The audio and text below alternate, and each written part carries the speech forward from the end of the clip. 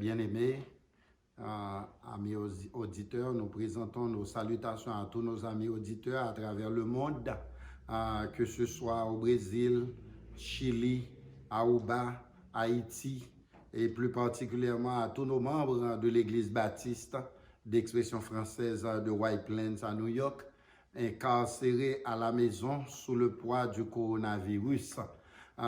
Jeudi, nous portons un pain spirituel pour capable réconforter du point de vue spirituel et texte que nous avons choisi pour aujourd'hui pour nous méditer sur lui. C'est l'épître de Paul aux Romains, chapitre 12, verset 12. Épître de Paul aux Romains, chapitre 12, verset 12, qui dit « Réjouissez-vous en espérance, soyez patients dans l'affliction et persévérez dans la prière. Réjouissez-vous en espérance, soyez patients dans l'affliction, persévérez dans la prière. » Jeudi, bien-aimés, nous voulons entrer la caillou avec les trois facteurs importants de la vie que nous trouvons dans Romains chapitre 12, verset 12. Premier facteur là, c'est réjouissez-vous en espérance. Deuxième facteur là, c'est soyez patients dans l'affliction. Et troisième et dernier facteur là, c'est persévérer dans la prière. Réjouissez-vous en espérance. Selon Romains chapitre 12, verset 12, côté que l'apôtre Paul commençait pour le dire, réjouissez-vous en espérance. Bien-aimés, à travers Romains chapitre 12, verset 12, nous voyons un Dieu d'espoir. Oui, dans Romains chapitre 12, verset 12, réjouissez-vous en espérance. Nous trouvons un Dieu qui apporte de l'espoir au cœur désespéré. Bien-aimés, dans les moments les plus sombres de la vie, Dieu trouve toujours un mot d'espoir à nous offrir et nous pousse à rebousser chemin et à marcher sous ses ailes. Réjouissez-vous en espérance signifie, même quand la situation est grave, il y a encore de l'espoir en Jésus. C'est pourquoi nous chantons avec l'auteur du cantique figure numéro 7 créole du recueil des chants d'espérance. Jésus, c'est l'unique espérance. C'est lui seul qui baille assurance. Lui se soutient, lui se force moins, et moins pas arrêter dans le chemin. Jésus, c'est où qui délivre.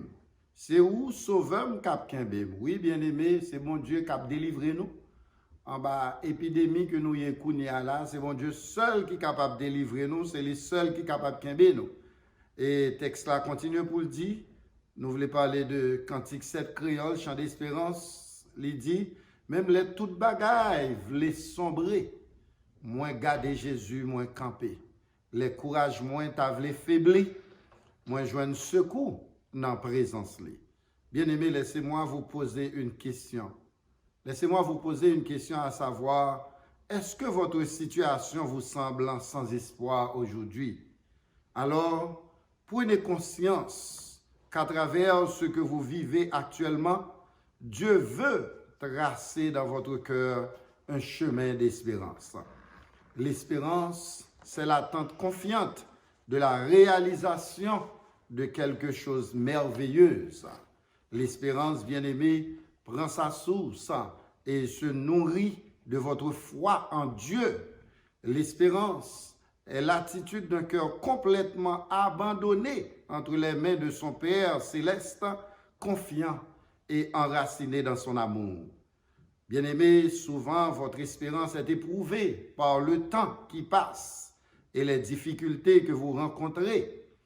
L'espérance peut sembler complètement anéantie pendant une longue période de temps, mais laissez-moi vous dire, quel que soit le niveau de votre tribulation, Dieu a de bonnes intentions à votre égard.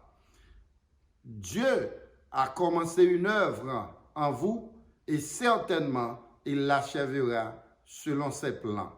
Comme dit l'apôtre Paul dans Philippiens, chapitre 1er, verset 6, « Je suis persuadé que celui qui a commencé en vous cette bonne œuvre la rendra parfaite pour le jour de Jésus-Christ. » Bien-aimés, si le parcours vous semble incompréhensible pour votre intelligence, Dieu lui-même a un plan bien établi pour vous.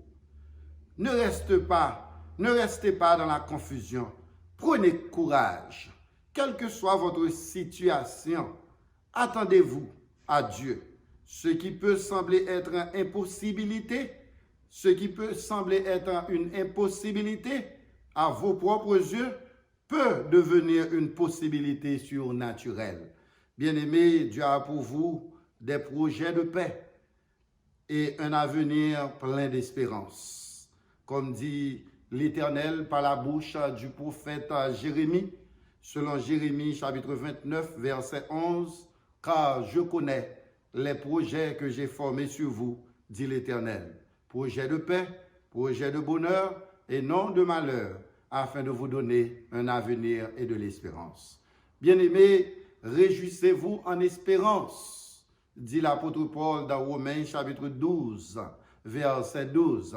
Et oui, nous nous réjouissons en espérance, parce que la plus belle espérance que nous gagnons, c'est l'espérance de la vie éternelle en Jésus. Même souhait la terre bouleversée, même souhait tracas à droite à gauche, bonjour, nous allons nous rencontrer avec Seigneur là face à face, et puis pour nous vivre une éternité bienheureuse avec lui dans le ciel. Deuxième facteur que nous trouvons dans Romains chapitre 12, verset 12, deuxième facteur important, c'est soyez patient dans l'affliction. Patient dans l'affliction. Bien-aimé, la patience est une vertu qui permet d'attendre paisiblement l'accomplissement des choses que nous espérons. La patience nous permet de supporter avec espoir les situations difficiles, la souffrance, l'épreuve et l'adversité. La patience n'est pas la résignation, mais au contraire, la patience en permet de persévérer, de continuer à prier, à attendre et à travailler avec espoir. La patience est donc nécessaire pour le bien-être de tout un chacun, car la perte de patience conduit à la perte d'espoir, et la perte d'espoir conduit à une défaite totale. C'est pourquoi l'apôtre Paul déclare dans Romains 12, verset 12, « Réjouissez-vous en espérance, soyez patients dans l'affliction. » Bien-aimés, nous vivons dans un monde où tout marche à la vitesse. Nous avons besoin d'apprendre la patience. Nous sommes au siècle de la vitesse, bien-aimés. Avions, voitures, trains et autres moyens de transport sont de plus en plus rapides dans le monde. La communication se réalise en fractions de secondes au moyen d'un téléphone cellulaire, des textes, emails, etc. À l'aide de l'évolution de la technologie, vous avez l'opportunité de voir l'image immédiate de la personne à qui vous parlez, quelle que soit la distance qui vous sépare les deux. Bien-aimés, le monde court. Le monde court avec une vitesse vertigineuse. Pour les transactions bancaires, point n'a besoin encore de s'allier à la banque. La transaction bancaire peut se faire en pleine rue, au moyen d'une machine ATM ou d'un téléphone portable à la maison. Quelle vitesse, bien-aimés! Bien-aimés, alors à cause de cette vitesse, nous avons perdu la notion de la patience. Mais rappelez-vous, dès qu'il s'agit des affaires de Dieu, il faut avoir de la patience. Romains chapitre 12, verset 12. Bien-aimés, assez souvent, nous avons oublié que la patience fait partie des vertus que Dieu désire trouver en nous. Rappelez-vous que la patience fait partie du fruit de l'esprit. Selon Galates chapitre 5, verset 22, l'apôtre Paul déclare « Le fruit de l'esprit, c'est l'amour, la joie, la paix, la patience. » Sur ce, à travers ce message, nous vous exhortons à être patients. Et cette exhortation se présente en deux étapes. Première étape, soyez patients à l'égard des autres. Oui, bien-aimés, nous devons être patients à l'égard des autres. Dans le monde nous vivons, le monde qui est autour de nous-mêmes, nous avons besoin de patience avec eux. pas rejeter comme ça. Bien patience avec moun ça, même si moun nan gen quelques petits défauts la kali qui mérite corriger, mais prends patience et avec le temps défaut ça va corriger. So nous besoin patient à l'égard des autres. Moun qui entoure nous, surtout frères avec sœurs nous dans même l'église ensemble avec nous, yon doit gen patience pour l'autre. C'est ça que fait apôtre Paul déclaré dans 1 Thessaloniciens chapitre 5 verset 14. Usez de patience envers tous. Pas oublier, chaque monde capable de bénédiction pour vous, mais pour capable de jouir de bénédiction frère là, pour capable de jouir de bénédiction sœur là, c'est pour gagner patience, pour capable de jouir bénédiction frère là avec sœur là. Parce que si vous tapez des focus sur défaut mon nan gen, qualité mon nan, ou pas gagner possibilité pour enjoy qualité mon nan. Deuxième étape, c'est soyez patient à l'égard de vous-même. En pile fois, c'est vous-même qui problème. Oui, soyez patient à l'égard de vous-même, car le manque de patience peut vous conduire à l'erreur grave et souvent irréparable. Comme dit le proverbe créole, trop pressé, pas fait jour l'ouvri. Et comme dit La Fontaine dans sa poésie intitulée Le lièvre et la tortue, rien ne sert de courir. Il faut partir à point. Oui, bien-aimé, rien ne sert de courir parce que votre vie est sous le contrôle du Dieu vivant. C'est pourquoi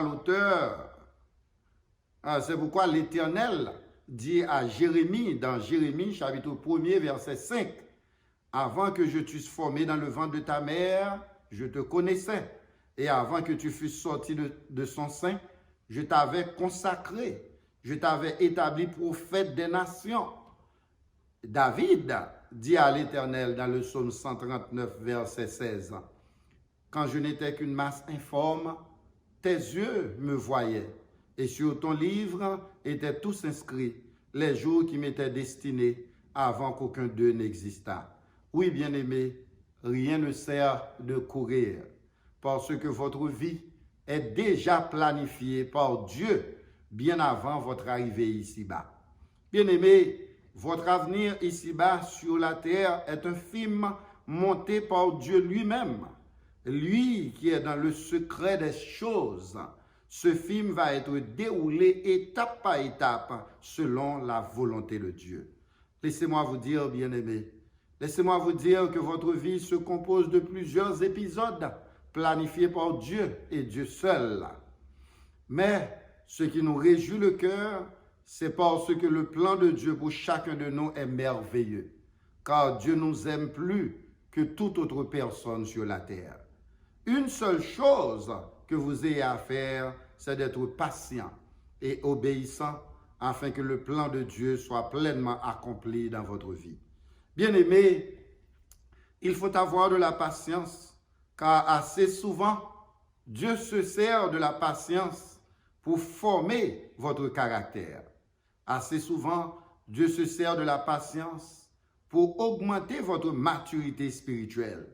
Assez souvent, bien-aimés, Dieu se sert de la patience pour apprécier la valeur de ce qu'il vous donne. Bien-aimés, il faut avoir de la patience parce qu'il n'y a pas de Canaan sans désert. Pas de Canaan sans désert. Bien-aimés, apprenez bien que les tribulations et les afflictions nous accompagneront toujours dans notre séjour ici-bas. Comme le Seigneur Jésus l'a dit dans Jean chapitre 16, verset 33, « Vous aurez des tribulations dans le monde, mais prenez courage, car j'ai déjà vaincu le monde. » Et Jérémie d'ajouter dans Lamentation chapitre 3, verset 22 à 26, « Les bontés de l'Éternel ne sont pas épuisées. Les compassions de l'Éternel ne sont pas à leur terme, mais elles se renouvellent à nous chaque matin. L'Éternel a de la bonté pour ceux qui espèrent en lui. L'Éternel a de la miséricorde pour l'âme qui le cherche. Il est bon d'attendre en silence le secours de l'Éternel. » Bien-aimés, apprenez que Dieu n'est jamais en retard. Ayez confiance en son timing, car dans la vie, chaque chose arrive à son temps. Comme dit le sage Salomon dans Ecclésiaste chapitre 3, verset 11, Dieu fait toutes choses bonnes en son temps. Oui, Dieu fait toutes choses bonnes en son temps. Troisième étape, ou troisième facteur important que nous trouvons dans Romains chapitre 12, verset 12, c'est persévérer dans la prière. Je reprends, Romains 12, 12. Réjouissez-vous en espérance, c'est le premier facteur important. Soyez patient dans l'affliction, c'est le deuxième facteur important dans la vie. Et troisième facteur important dans la vie, c'est persévérer dans la prière.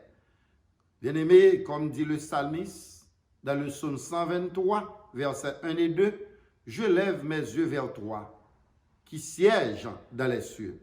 Voici comme les yeux des serviteurs sont fixés sur la main de leur maître et les yeux de la servante sur la main de sa maîtresse.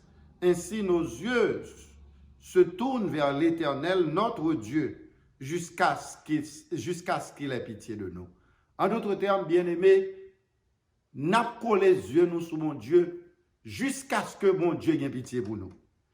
Nous ne pouvons pas aller à gauche, nous ne pouvons pas aller à droite. Nous arrêter avec les yeux nous fixés sur mon Dieu, avec une détermination, jusqu'à ce que bon Dieu lui-même dise un mot pour nous. Selon Jean chapitre 6, verset 68, Simon-Pierre dit à Jésus, « À qui irions-nous? D'abord, c'est vous-même seulement qui avez parole de la vie éternelle.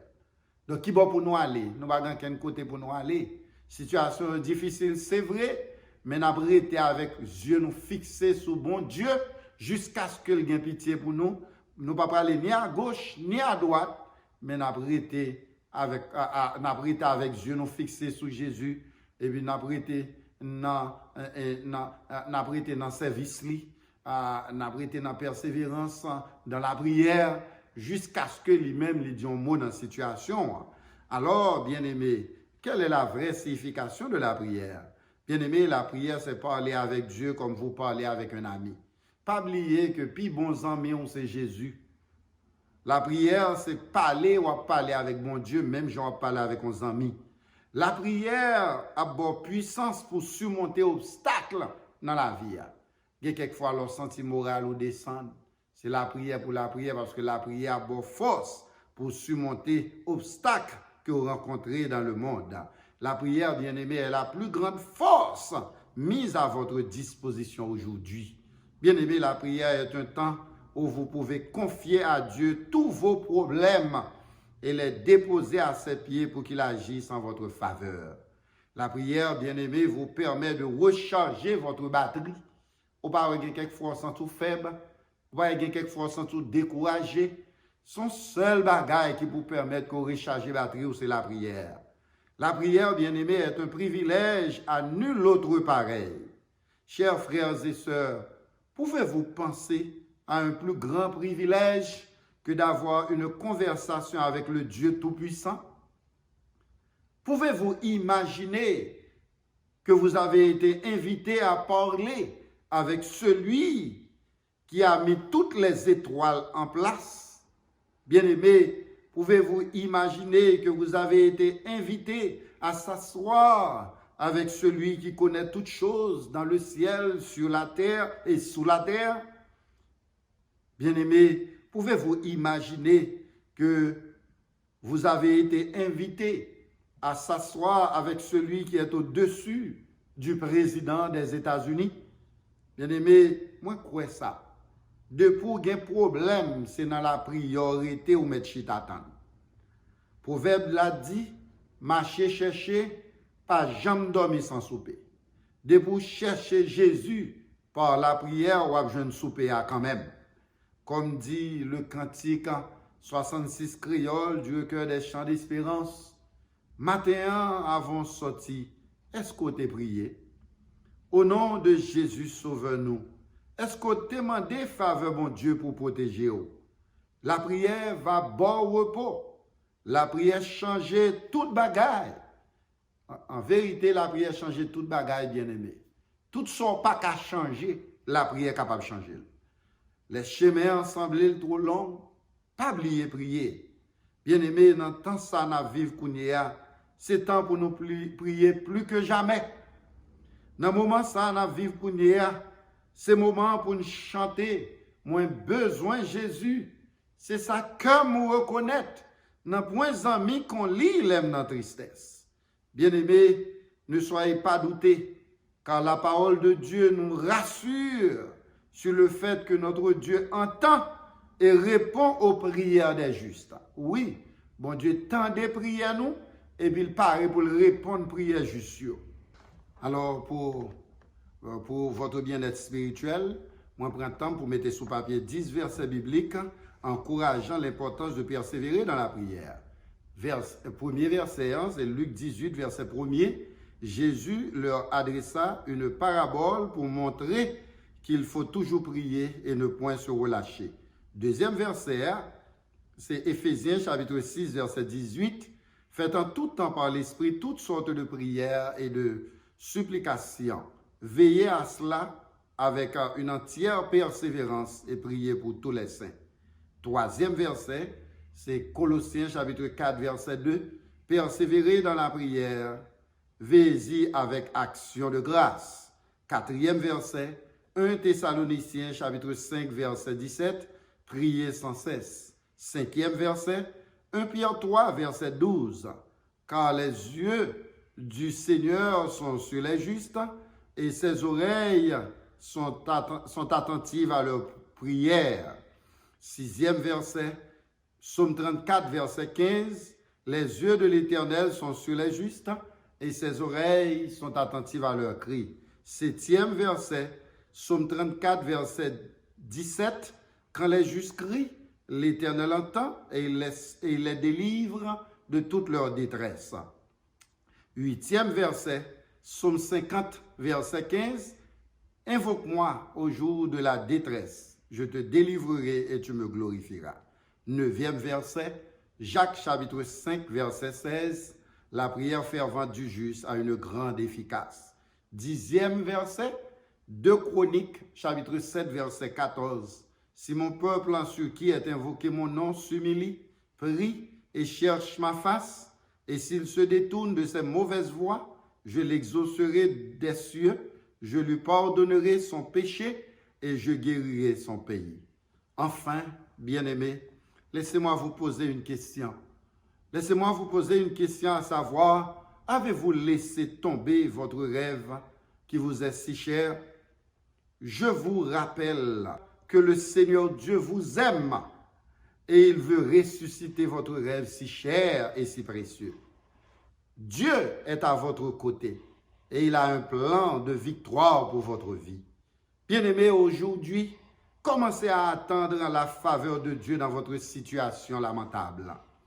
Commencez par attendre à Dieu de travailler dans votre vie pour changer votre ténèbre en lumière. Bien-aimés, laissez-moi vous dire que vos meilleurs jours sont toujours en suspens devant vous. En ce moment même, Dieu est en train de travailler à votre bonheur dans les coulisses de votre vie. Peu importe ce que vous endurez aujourd'hui, quelque triste et difficile soit votre situation d'aujourd'hui, Dieu a un plan pour changer les choses en votre faveur.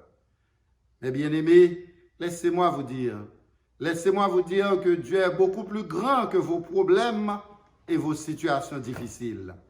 Je suis sûr que Dieu peut prendre soin de vous chaque jour et vous conduire vers le chemin de la bénédiction.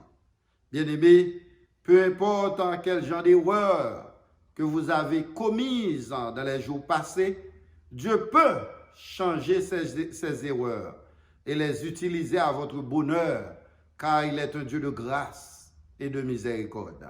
Bien-aimés, laissez-moi vous dire que maintenant, Dieu est en train de travailler sur un plan pour votre succès.